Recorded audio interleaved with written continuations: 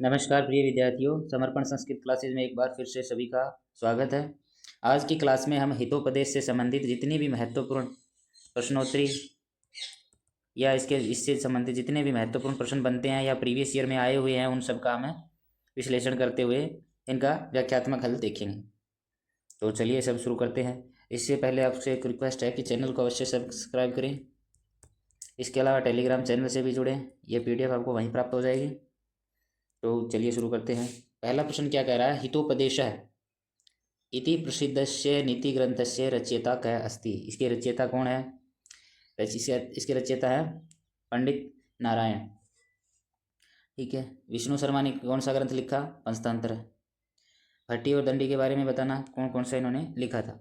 हितोपदेश के रचयिता है वो नारायण पंडित हैं, और ये किसके आश्रयदाता कवि थे? वो थे ध्वलचंद्र के।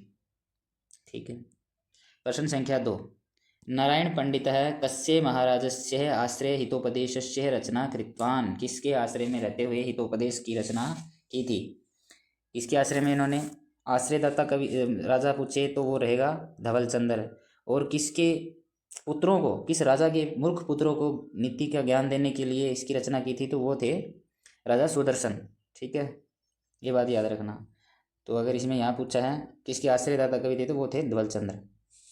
ग्रंथकार है नारायण पंडितः मांडलिकस्य महाराजा धवलचंद्रस्य आश्रये स्थित्वा अस्य नीतिग्रंथस्य संग्रहं कृतवान। संग्रहण किया था। और ये मुख्य रूप से कहाँ से लिया गया था? ये पंचतंत्र के, ये देखो यहाँ आ गया। तीसरा प्रश्न क्या कह रहा है? हितोपदेश ग्रंथस्य मुख्य उपजीव्य ग्रंथ। मुख्य उपजीव्य ग्रंथ यानी मूल स्रोत कहाँ से लिया गया है, किसको मानते हैं? तो वो है विष्णु शर्मा द्वारा रचित पंचतंत्र, वहाँ से लिया गया था। ठीक है। श्लोक संख्या 9 के अनुसार उसमें बताया भी गया है पंचतंत्र तथा अन्यस्मात् ग्रंथात् कृष्य लिख्यते, वहाँ से लेकर की सामग्री लिखी गई है। हितोपदेश से मूल सामग्री पंचतंत्रात् गृहीता अस्ति। ठीक है। कौटिल्य का कौन सा ग्रंथ है? अर्थशास्त्र। सोमदेव का ग्रंथ कौन सा है? कथासरित सागर।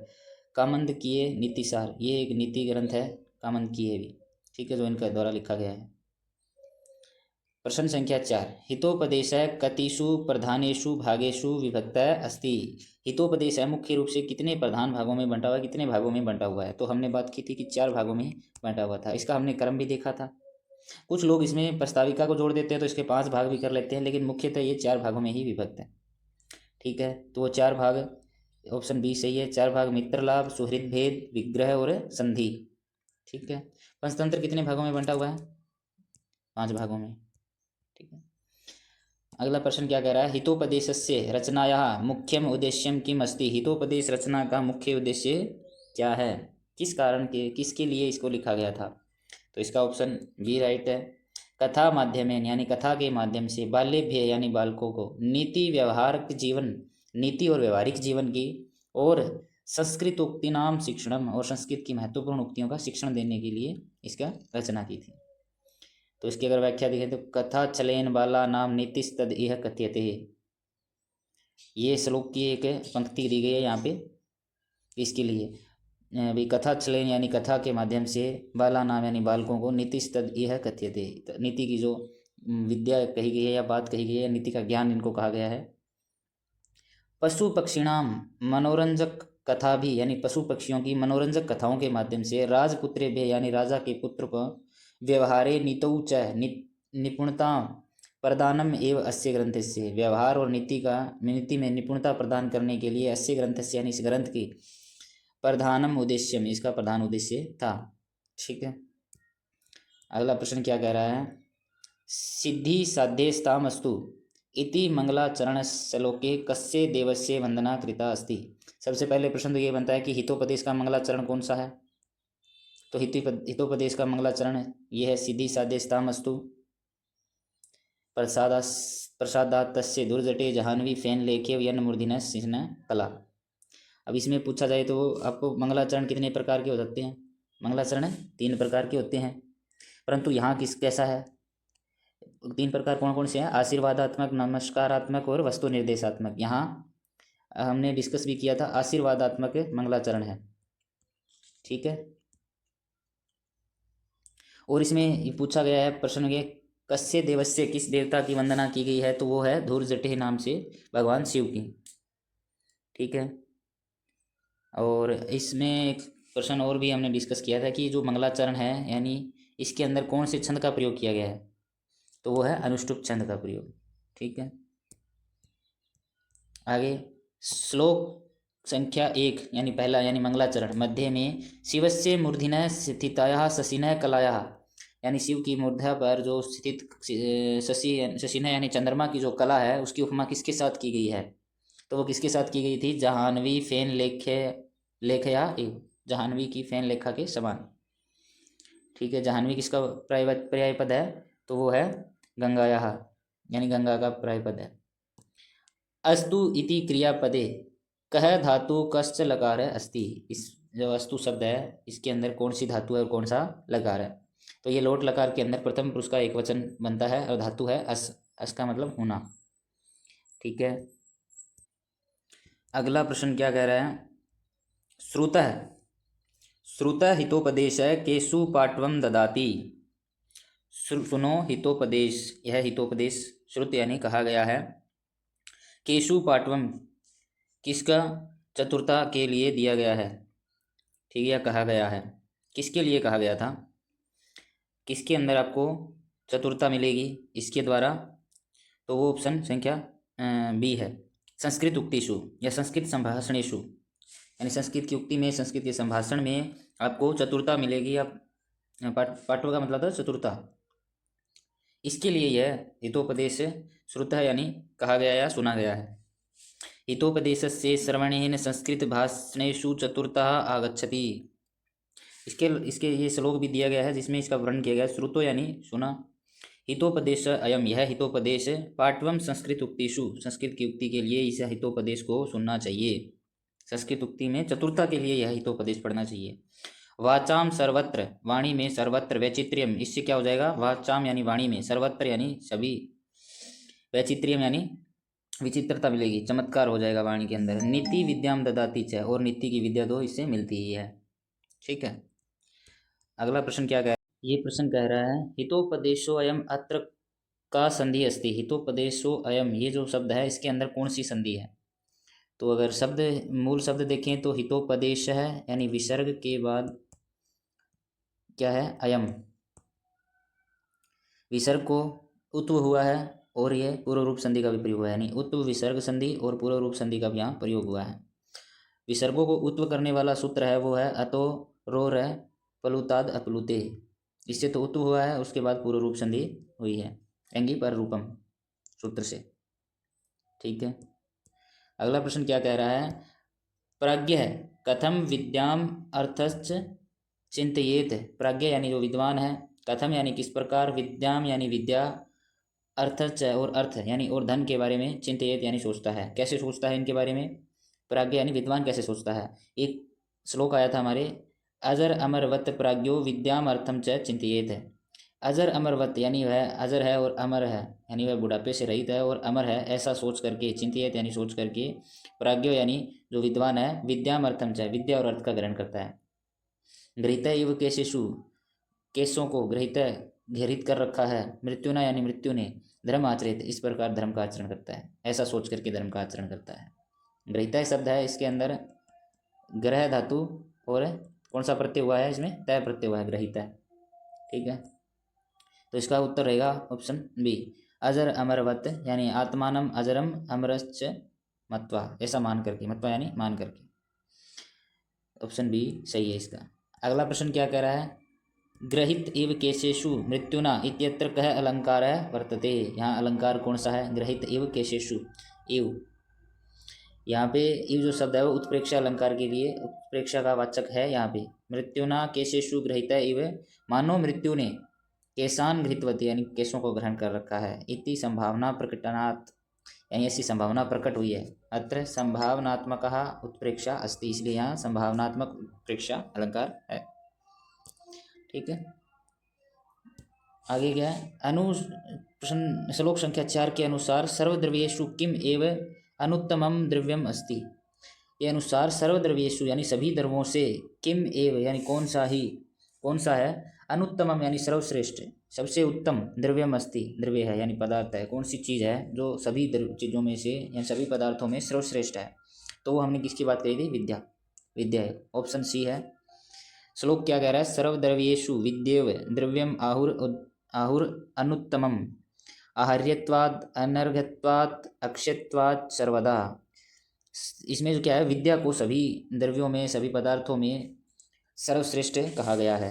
क्यों कहा गया, इसके पीछे कारण है कि ये कभी भी आहार्यत्वात् यानी इसका कभी हरण नहीं होता है, अनर्घत्वात् यानी इसको चुराया भी नहीं जा सकता है, अक्षयत्वात् और ना ही इसको क्या कर सकते हैं आप, ये नष्ट नहीं हो सकती है, ठीक है, इसीलिए इसको सर्वश्रेष्ठ द्रव्य कहा गया है। ये देखो नीचे इसके बारे में आ गया है कि ये किसके लिए प्रयुक्त हुए हैं, यह आहार्यत्वात् अनर्घत्वात् अक्षयत्वात् एतेषु पदेषु का विभक्ति कस्मिन् अर्थे च प्रयुक्त है। इसके अलावा ये तीनों जो है वो विशेषण पद भी हैं, ये विशेषण है, लेकिन किसके विशेषण है, विद्या के विशेषण है, ठीक है। इनके अंदर कौन सी विभक्ति का प्रयोग हुआ है, पंचमी विभक्ति का एक वचन, ठीक है। और किस अर्थ में प्रयुक्त हुआ है, तो पंचमी विभक्ति में हेतु शब्द के, हेतु के अर्थ में इसका प्रयोग हुआ है। किसी कोई चीज़ उसका हेतु है, उसके अर्थ में इसे सूत्र के द्वारा इसमें पंचमी विभक्ति का प्रयोग हुआ है। जैसे आहार्यत्वम अनर्घत्वम अक्षयत्वच एतानि त्रीणि विद्यायाः श्रेष्ठतायाः कारणानि सन्ति, अतः पंचमी विभक्ति अस्ति। यानी हेतु या जो कारण है, हेतु सूत्र है और कारण के अर्थ में कोई चीज़ है, उसका अगर कोई कारण है तो उसमें कौन सी विभक्ति होती है, पंचमी विभक्ति होती है। अगला श्लोक क्या कह रहा है, मध्ये नीचगा सरित इव विद्या नरम केन सह योज्यति, भी नीचे बहने वाली जो नदी है उसकी तरह नर विद्या नरम केन सह संयोज्यति, विद्या भी मनुष्य को किसके साथ जोड़ देती है, किससे मिला देती है, किसके साथ कहा था, दूरदर्शन नृप है, यानी जितने मतलब कठिन, जीतने योग्य कठिन, जिसे मुश्किल से जीता जा सके ऐसे राजा से मिला जाती है, यानी प्रतापी महाराज जैसे। यथा अधोगामिनी नदी जलम समुद्रम प्राप्यति तथैव नीच स्थापी विद्याम नरः प्रतापिना नृपेण सह योज्यति। नृपेण कौन सी विभक्ति है भाई, तृतीय विभक्ति एक वचन, सह के योग में कौन सी आती है, तृतीय विभक्ति का प्रयोग होता है। दूरदर्शम है वो समुद्र का भी विशेषण पद है और राजा का भी है, यानी जिसे पार करना या जिसे जीत पाना मुश्किल है, ऐसे।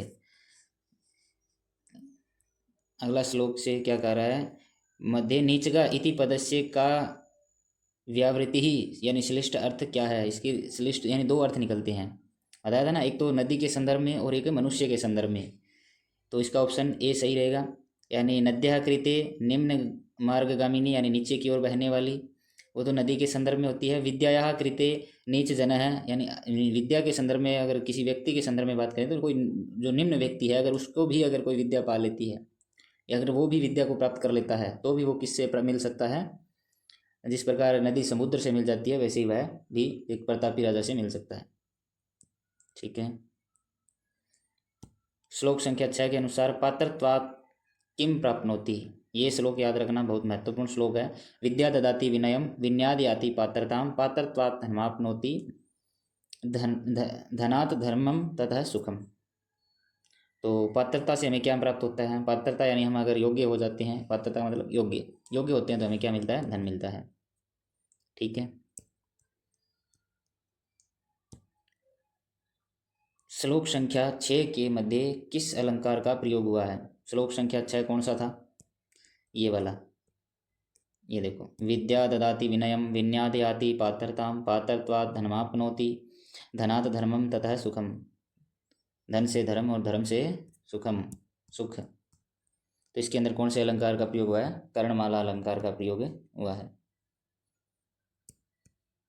श्लोक संख्या 7 के अनुसार शस्त्र विद्या वृद्धत्वे किमर्थम भवति, शस्त्र जो विद्या है, शस्त्र की विद्या यानी हथियारों की जो विद्या है, वृद्धत्व यानी वृद्धावस्था में किमर्थम भवति किस प्रकार की हो जाती है, क्या हमें प्रदान करती है, किसका कारण बना देती है, हमें उपहास का कारण बना देती है। वृद्धावस्था में हम हथियारों का, शस्त्र का वैसे प्रयोग नहीं कर सकते जो हम जवानी में कर सकते हैं, परंतु जो शास्त्र विद्या है यानी जो शास्त्रों की ग्रंथों की विद्या है वह हमें हमेशा आदर प्रदान करने वाली होती है। इसके लिए शास्त्र विद्या शस्त्र शस्त्र विद्या शास्त्र विद्या च द्वे विद्ये प्रतिपत्ते। प्रश्न ये भी हो सकता है द्वे विद्ये प्रतिपत्ते, यहाँ द्वे शब्द से किन दो विद्याओं का ग्रहण किया गया है, तो एक शस्त्र विद्या का और एक शास्त्र विद्या का। ठीक है।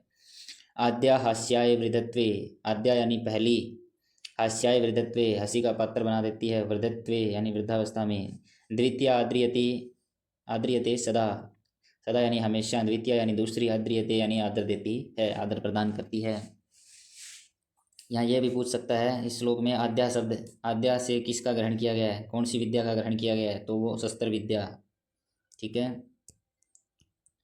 शास्त्र विद्यायाः का विशेषता अस्ति, शास्त्र विद्या की क्या विशेषता है, सदा आद्रियते यानी हमेशा सम्मान देने वाली होती है। ठीक है। प्रश्न संख्या 21 क्या कह रहा है, नवे भाजने लग्न संस्कार है, अनेन उदाहरणेन किम उपपाद्यते, यानी इस उदाहरण में किस विषय का प्रतिपाद्य किया गया है, किसका वर्णन किया गया है। श्लोक क्या था, नवे भाजने यानी नवे यानी नए, भाजने यानी बर्तन, लग्न है संस्कारे, लग्न यानी उस पर जो पर्त या चित्रकारी या कलर किया जाता है, ऐसा जो संस्कार किया जाता है, इस प्रकार का जो उदाहरण है उसमें किसका प्रतिपादन किया गया है। तो उसमें क्या कहा गया है कि जो बाल्यकाल में यानी जो शुरुआत में यानी नए बर्तन पर जिस प्रकार चित्रकारी या रंग जो हम करते हैं वो स्थायी हो जाता है उसमें, उसी प्रकार बाल्य यानी बाल्यकाल में छोटे मतलब जब शिशु का समय होता है, गृहीता नीतिमया संस्कार, ग्रहण किए गए नीतिमय संस्कार है वो कैसे होते हैं, वो उनमें अमिट होते हैं, अमिटा भवंती यानी अमिट होते हैं, शिथिल होते हैं, वो भाव शिथिल हो जाते हैं अगर हमें बाल्यकाल में ही बच्चे को नीति की शिक्षा प्रदान कर दें तो। अगला प्रश्न क्या कहा रहा है, कथा छलेन इत्यत्र कह समास है, समास क्या है, कहा विभक्ति और विभक्ति क्या है। कथा छलेन तृतीय विभक्ति का एक वचन है।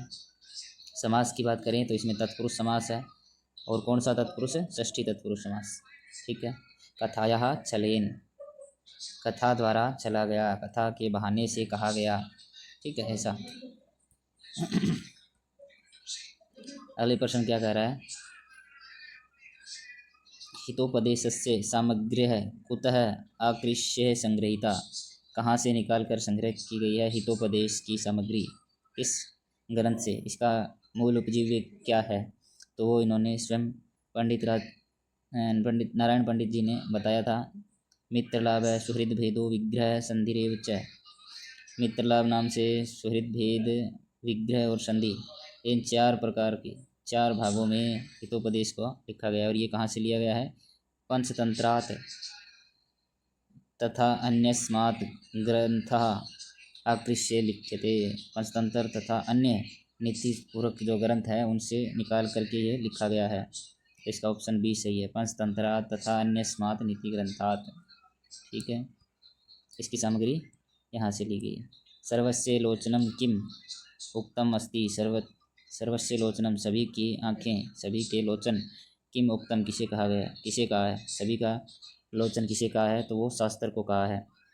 अनेक संस्योच्छेदी परोक्ष अर्थस्य दर्शकम सर्वस्य लोचनम शास्त्रम यस्य न अस्त्यंध एव सह, अनेक प्रकार के संशयों को, अनेक प्रकार के संदेहों को छेदी यानी काटने वाला, परोक्ष अर्थ से, परोक्ष यानी साक्षात दर्शन करवाने वाला, दर्शकम यानी दर्शन, साक्षात विषय से किसी भी पदार्थ से साक्षात दर्शन कराने वाला, सर्वस्य लोचनम शास्त्रम सभी का लोचन क्या है, शास्त्रम यानी शास्त्र, यस्य न अस्ति जिसके पास नहीं है, अंध एव सह अंधे के समान है, तो ऑप्शन बी क्या है, राइट, सर्वस्य लोचनम शास्त्रम।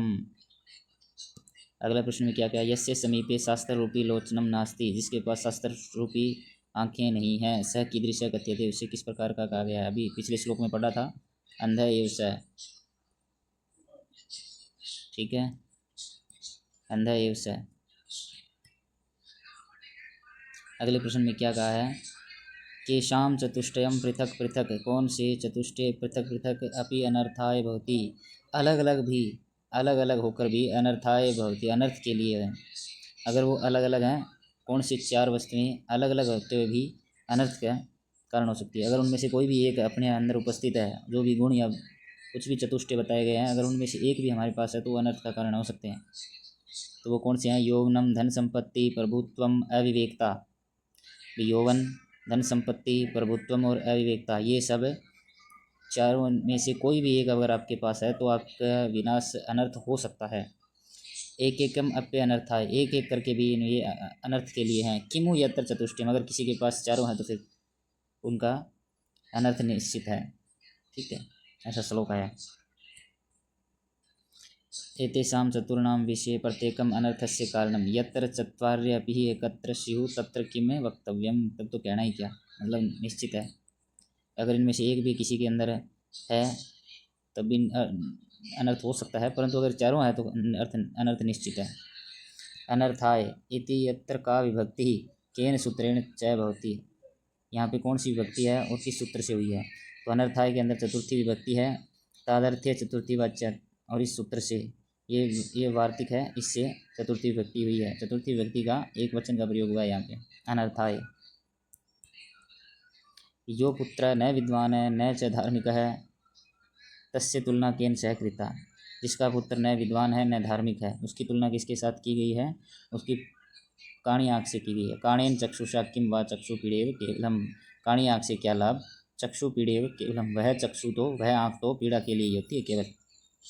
को अर्थ है पुत्रेण जातेन यो न विद्वान है धार्मिक है। को अर्थ है, क्या अर्थ है उसका, पुत्रेण जातेन उस पुत्र के जन्मने से, यो जिससे, जो न विद्वान न धार्मिक है और न ही धार्मिक है। तो किससे तुलना की गई थी, काणेन चक्षुषा, काणी आँख से।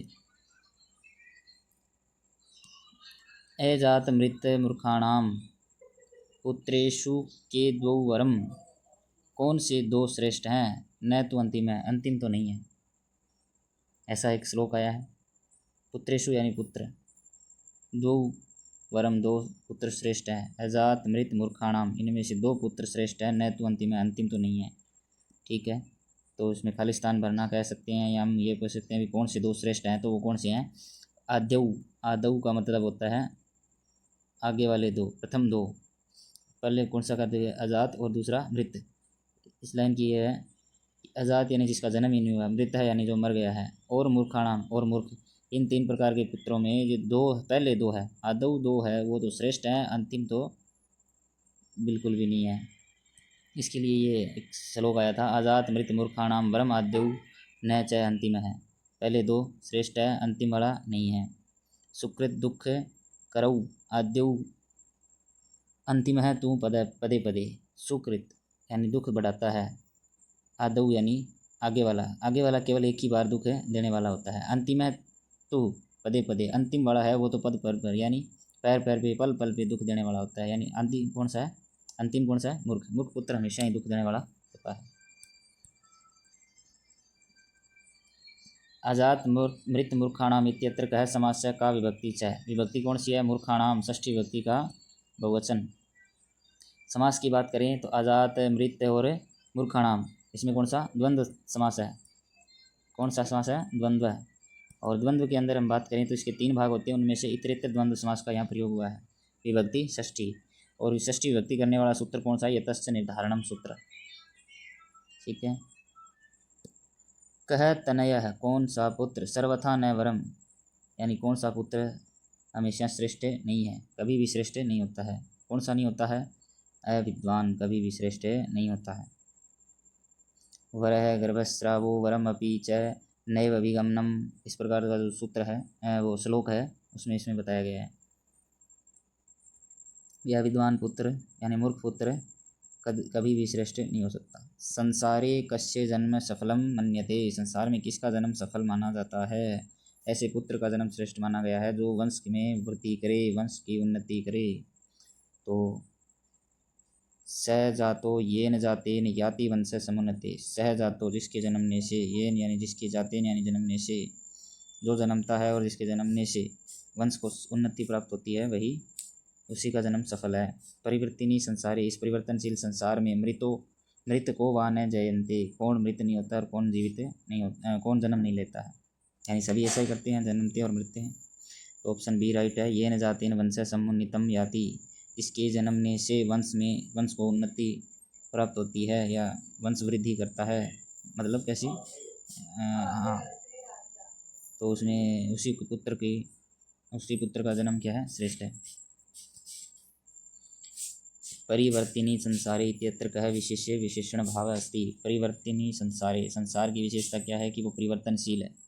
जो विशेषता हो वो कहलाती है विशेषण, और जिसकी विशेषता बताई जाती है वो विशेष्य होता है। तो संसारी विशेष्य है, परिवर्तिनी विशेषण है। Option B right. अगला श्लोक क्या कह रहा है? कस्य नामनी गुणी गण गणनारंभे कठिनी न पतति। किसके नाम गुणी गण यानी गुणियों का यानी गुणवान लोगों के समूह की गणना आरंभ करने में किसका नाम कठिनी न पतति, किसके नाम पर कठिनी नहीं पड़ती है? कठिनी न पतति नहीं रुकती है या नहीं पड़ती है। कठिनी मतलब लेखनी या फिर जैसे हम कुछ इंगित करते हैं ना किसी चीज़ से, उसको बोलते हैं उंगली, मतलब तर्जनी उंगली हो सकती है। ठीक है, तो किसके ऊपर नहीं रुकती है? जो कि मूर्ख होता है, मूर्ख पुत्र पर उसी की गुणीगण में गणना नहीं होती है, यानी गुणवान लोगों की समूह में गणना नहीं होती है। कठिनी इति पदस्य कः अर्थ अस्ति। कठिनी पद का क्या अर्थ है? लेखनी, खड़िया यानी चौक इत्यादि। इसको तर्जनी उंगली को भी कह सकते हैं वहाँ कठिनी।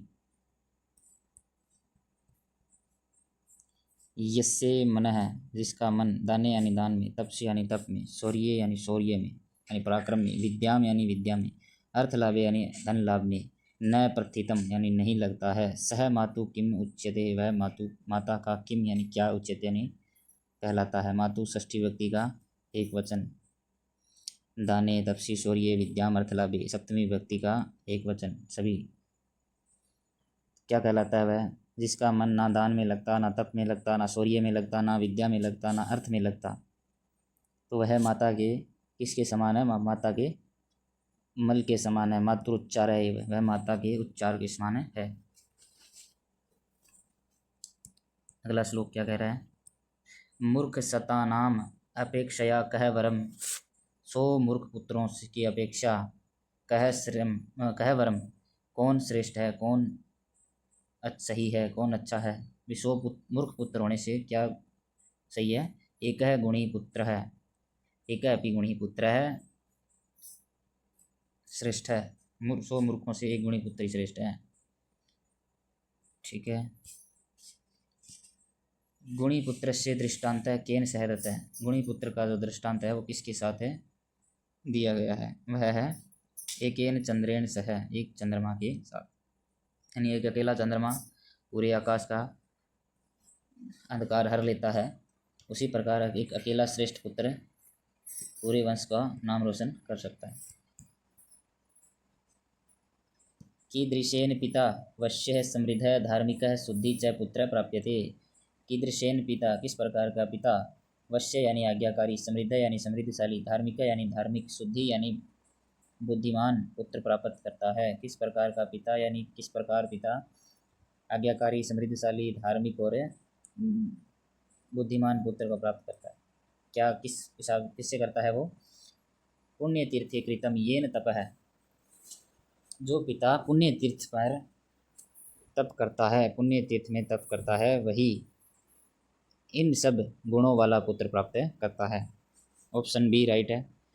येन पुण्य तीर्थे अति दुष्कर्म तप कृतम। येन यानी जिसके द्वारा, पुण्य तीर्थ यानी पुण्य तीर्थ में, अति दुष्कर्म यानी बहुत ही कठिन, तप यानी तप, कृतम यानी किया जाता है। पुण्य तीर्थे सप्तमी व्यक्ति एक वचन, येन तृतीय व्यक्ति एक वचन।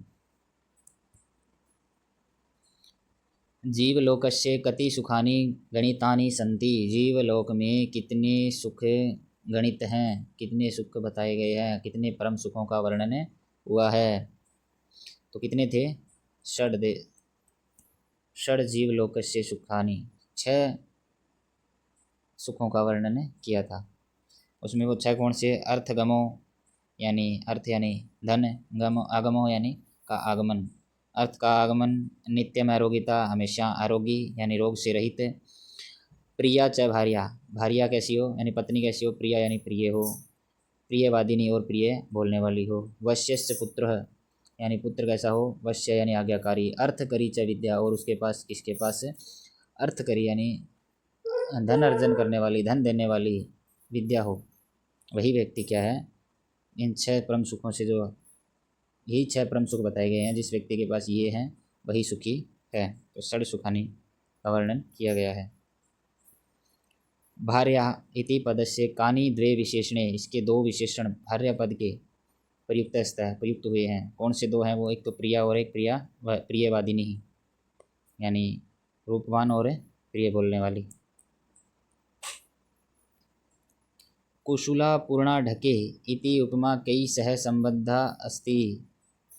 कुशला पूर्णा ढके यानी अनाज का जो बर्तन होता है उसके समान, ये सी उपमा इनकी उपमा किसके समान है, किसके साथ की है? तो वो है वो निरर्थके या अकर्मण्य बहुभी पुत्रेश है, यानी निरर्थक और बिना काम वाले बहुत सारे पुत्रों के साथ है इसकी क्या की है? उपमा की गई है। भी बहुत सारे निरर्थक पुत्रों से कोई लाभ नहीं है, बल्कि एक कुलालंबी यानी कुल को आगे बढ़ाने वाला जो पिता विश्रूयते पिता यानी पिता का जो नाम रोशन कर दे वह एक ही काफ़ी है। यह कुलालंबी इति पदस्य कह अर्थ, इस पद का क्या अर्थ है? वंशस्य आधार या रक्षक है, पुत्र है। ठीक है। ऑप्शन बी, यस्य सुकृते कुलस्य नाम रक्षति पिता च विश्रुतः भवति, पिता इससे प्रसिद्ध होता है और कुल का नाम की रक्षा होती है। सुकृते यानी अच्छी प्रकार से, सह कुलालंबी वह कुलालंबी है, कुल की रक्षा करने वाला है।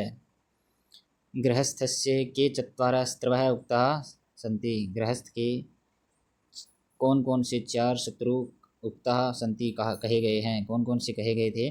ऋणकर्ता पिता शत्रुः, माता च व्यभिचारिणी, भार्या रूपवती शत्रुः, पुत्रः शत्रुः अपंडितः, पुत्र शत्रु है जो अपंडित है। भार्या यानी पत्नी शत्रु के समान है अगर वो बहुत अधिक रूपवान है। माता शत्रु है यदि वो वह भी चारिणी है यानी दुराचारी है। ऋण करता पिता शत्रु, और पिता भी शत्रु के समान है अगर वह ऋण कर्जदार है। तो इस श्लोक में ये चारों के बारे में बताया गया था। ये ऑप्शन हमें ऑप्शन बी में दिया गया है। कस्याम अवस्थायाम विद्या विषम भवति, किस अवस्था में विद्या विष के समान हो जाती है? तो किस अवस्था में हो जाती है? अनभ्यास्य विषम विद्या, यानी अगर उसका अभ्यास नहीं करेंगे हम अपनी विद्या का तो वह विष के समान हो जाएगी। इसी प्रकार अन्य क्या पूछ सकते हैं? भोजन कब विष हो जाता है? अजीर्ण यानी अपच की स्थिति में, जब उसका जब पचता नहीं है।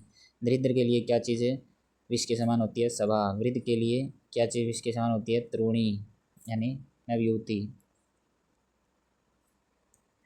दरिद्रस्य कृते किम विष तुल्यम, यह दूसरा प्रश्न आ गया। दरिद्र के लिए क्या विष के समान है कहा गया है? वह है सभा। सभा विष के समान है किसके लिए? दरिद्र के लिए। उल्टा भी आ सकता है, सभा किसके लिए? विष के समान है, विष तुल्य है। तो क्या होगा ऑप्शन? दरिद्रस्य, दरिद्र के लिए। अनभ्यासे अजीर्णे इत्यत्र का विभक्ति केन सूत्रेण च, अनभ्यासे और अजीर्णे सप्तमी विभक्ति का एक वचन, अधिकरणे सप्तमी, यस्य च भावेन भाव लक्षणम, इस सूत्र से इसमें सप्तमी विभक्ति हुई है। वंश विशुद्ध तथा निर्गुण इति पदयोः धनुषः पक्षे नरस्य पक्षे च कः श्लिष्टार्थ अस्ति। विवंश विशुद्ध है और निर्गुण है, ये जो पद हैं ये दोनों पदयोः, यहाँ कौन सी व्यक्ति?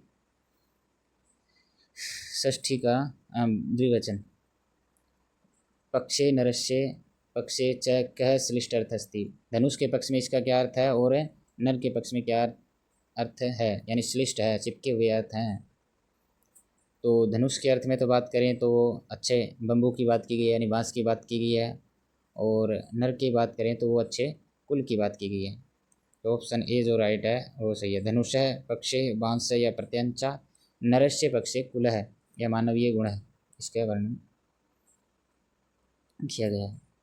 नराणाम पशुभिः सह कानि चत्वारि सामान्यानि सन्ति, मनुष्यों की पशुओं के साथ कौन कौन सी 4 समानताएं हैं? तो कौन कौन सी 4 समानताएं थी? आहार निद्रा भय मैथुनम च सामान्यम एतत् पशुभिः नराणाम, पशुओं और मनुष्यों की ये समानताएं हैं। कौन कौन सी? ये एतत् मतलब ये, कौन कौन सी? आहार निद्रा भय और मैथुन। धर्मो ही तेषाम अधिको, इनमें धर्म ही अधिक विशेषो यानी विशेष हैं। धर्मेण हीन है, अगर धर्म से कोई हीन है मनुष्य तो कैसा है वो? पशु भी समान है, पशु के समान है।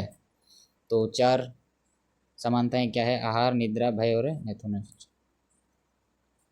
नराणां कः अधिकः विशेषः गुणः अस्ति यः तान् पशुभ्यः पृथक करोति। ये पहले जो श्लोक पढ़ा है उसी में से प्रश्न पूछा है। मनुष्य में क्या अधिक विशेष गुण है? कौन सा एक विशेष अधिक विशेष गुण है जिससे वह पशुओं से अलग है, जिसके कारण वह पशुओं से अलग है? तो वो कौन सा था? धर्म का गुण था। ठीक है, ये प्रश्न क्या कह रहा है अगला? धर्मेण हीनः पशुभिः समाना इत्यत्र पशुभिः पदे तृतीया विभक्ति कस्य सूत्रस्य नियमेन अभवत्। किस नियम से, किस सूत्र के नियम से हुई है? पशुभिः तृतीया विभक्ति का बहुवचन, तो ये हुई है अपने तुल्यार्थित अर्थैर्तुलोपमाभ्याम तृतीयानंतरस्याम इति सूत्रेण समान शब्द योगे। समान शब्द के योग में तृतीया विभक्ति हुई है, इस सूत्र से हुई है। तुल्यार्थै तुलोपमा अतुलोपमाभ्याम तृतीयानंतरस्याम। ठीक है, अगला श्लोक क्या कह रहा है? सर्वद्रव्येषु इति पदे का विभक्ति कस्मिन् अर्थे च अस्ति। इसमें कौन सी विभक्ति है और किस अर्थ में है? सप्तमी विभक्ति का बहुवचन। विभक्ति की बात करें तो सप्तमी विभक्ति का बहुवचन। किस अर्थ में हुई है? तो वो अधिकरण अर्थ में हुई है, या तस्य निर्धारण सूत्रम से हुई है। आकृष्य यानी निकाल कर। इति पदे कः धातु कश्च प्रत्यय अस्ति, यानी धातु और प्रत्यय बताने इसमें किस किस का प्रयोग हुआ है। इस शब्द के अंदर आ उपसर्ग है, कृष धातु है, और हम प्रत्यय की बात करें तो लेप प्रत्यय है। आगे उपसर्ग आ गया इसलिए लेप प्रत्यय हुआ है। अगर यहाँ उपसर्ग नहीं होता तो कौन सा प्रत्यय होता? कत्वा प्रत्यय होता। ठीक है, कृष धातु निकाल कर लेना।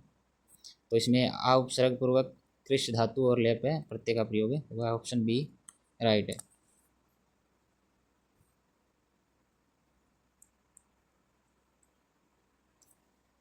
धनुर्वंश विशुद्धो अपि इत्यत्र कस्य अलंकारस्य चमत्कार दृश्यते।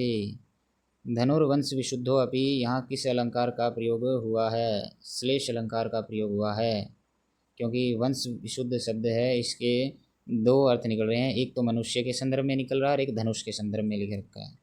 तो श्लेषस्य तथा अर्थांतर न्यास अलंकार का भी प्रयोग हुआ है। जहाँ सुक्ति होती है अर्थांतर अन्यास अलंकार भी होता है। हितोपदेश ग्रंथस्य प्रस्ताविकायाः प्रथम 25 श्लोकानां सारभूतं मुख्यं शिक्षणं किम् अस्ति।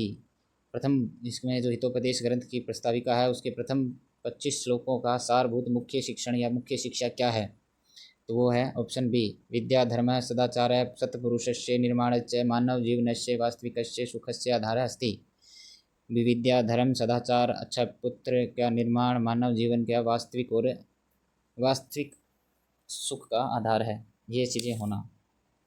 ठीक है, ये सब इसमें बताया गया। आगे आप सबके लिए जल्दी से रिवीजन करने के लिए एक सारणी दी गई है। ये पीडीएफ आपको टेलीग्राम चैनल पे मिल जाएगी, आप इसको अच्छे प्रकार से देखें और इन प्रश्नों का अध्ययन करें।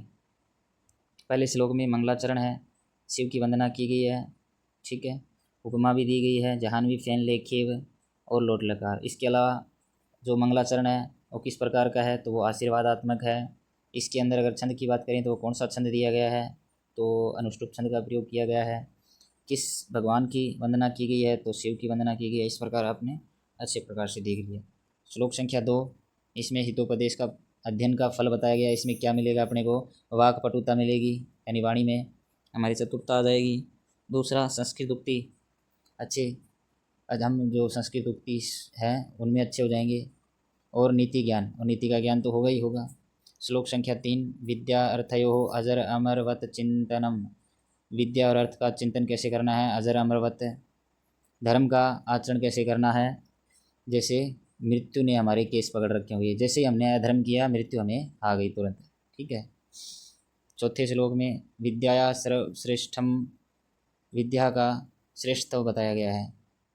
विद्या किस प्रकार श्रेष्ठ है? अहार्यत्वात्, अनर्घत्वात्, अक्षयत्वात्।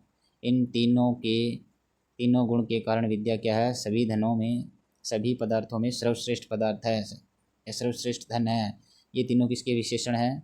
तो वो विद्या के विशेषण हैं। ठीक है, अहार्यत्वात्, इसे हरण नहीं किया जा सकता, चुराया नहीं जा सकता। अनर्गत्वात्, इसे छीना नहीं जा सकता। अक्षयत्वात्, जिसका जो नष्ट नहीं होती है। विद्यायाः नृपेण सह योजन सामर्थ्यम, विद्या नृपेण सह यानी राजा के साथ, योजन सामर्थ्यम यानी जोड़ने में समर्थ है, उन वहाँ तक पहुँचाने में समर्थ है। नीचगा, ये श्लिष्ट पद है, उपमा श्लिष्ट। आगे छठा श्लोक, विद्यायाः सुख प्राप्ते कर्मिकः सोपान क्रम। ये जो क्रम है आप याद रखना, जो है ना, विद्या ददाति विनयम विन्यादयाति पात्रतां पात्रत्वात् धर्माप्नोति धर्मात् धर्मम ततः सुखम। ठीक है, इस प्रकार का जो श्लोक है वो क्रम आप याद रखना। विद्या ददाति विनयम यानी विद्या में विनम्रता देती है, विनम्रता से हमें ये मिलता है, आगे ये मिलता है, आगे ये मिलता है। ये क्रम आपको अच्छे से याद होना चाहिए।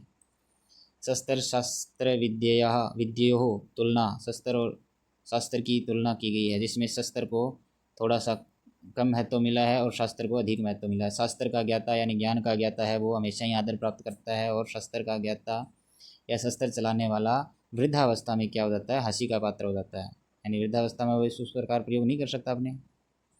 आगे इसी प्रकार आपको ये पूरा सार रूप में, क्विक रिवीजन के रूप में, सारणी रूप में दिया गया है। इसे आप अच्छे प्रकार से देखें, अच्छे प्रकार से तैयार करें, और उम्मीद करते हैं आपको हितोपदेश बहुत अच्छी प्रकार से तैयार हो गया होगा। हितोपदेश के सभी प्रश्न, सभी श्लोक की व्याख्या अच्छी प्रकार से हमने देख ली। आगे हम संज्ञा प्रकरण पढ़ेंगे। ठीक है, उससे बनने वाले महत्वपूर्ण प्रश्नों को देखेंगे। तो आप सबने यहाँ तक क्लास देखी, सबके लिए धन्यवाद। एक रिक्वेस्ट आपसे एक बार फिर से है कि आप अच्छे प्रकार से, भली प्रकार से अपने दोस्तों के साथ शेयर करें, खुद भी पढ़ते रहें, और इसके अलावा आप हमारे टेलीग्राम चैनल से जुड़ते हुए जो भी इसकी PDF है या अन्य किसी प्रकार की सहायता चाहिए तो आपको अवश्य मिलेगी। धन्यवाद, थैंक यू।